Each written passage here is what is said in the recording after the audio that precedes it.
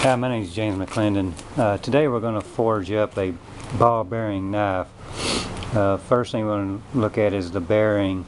There are several different kinds of bearings out there in the steel that you use. Since I'm hand forging, I want to use a smaller bearing.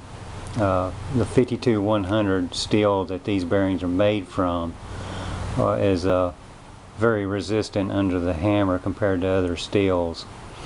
So the first thing we need to do is weld it onto a handle to make holding on to it easier and it don't roll off the anvil.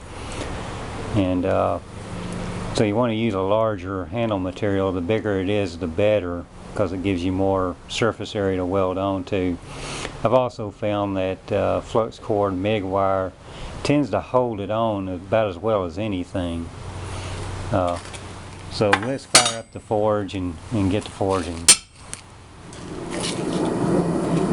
Okay, we're just about up to temperature. The first thing you need to keep in mind about 52-100, the steel that the bearings are made of, is that it's very fickle in the temperature it wants to be forged at. If it's too hot, if you're using a cold forge, and you get too hot, it'll crack under the hammer. If you try to forge it too cool, it's going to crack on you. So keep that in mind, keep the temperature right on it. We're going to start forging with a heavy hammer and square it off.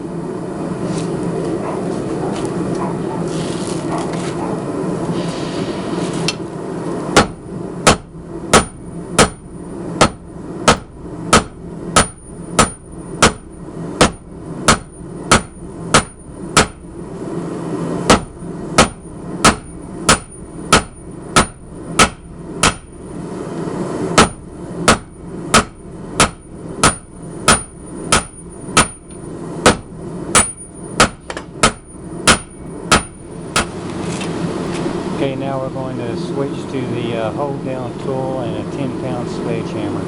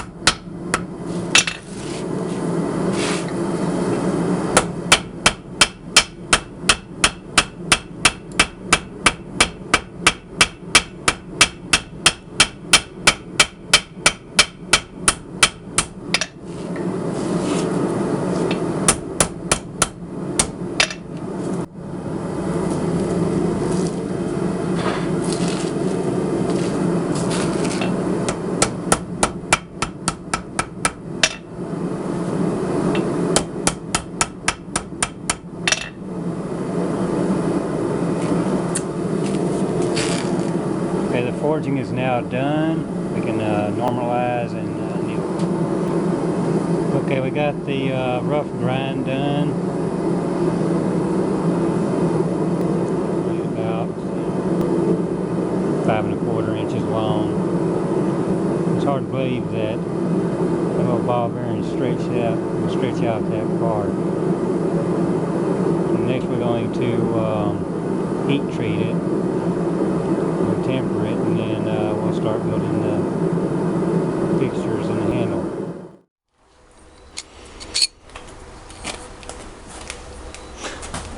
Okay, the blade's been finished now. It's been ground, heat treated. I fitted up a guard made from the bearing retainer. You can see how that was done on that other video I did. Guard's fitted on. And now we're going to brace some threads onto the handle.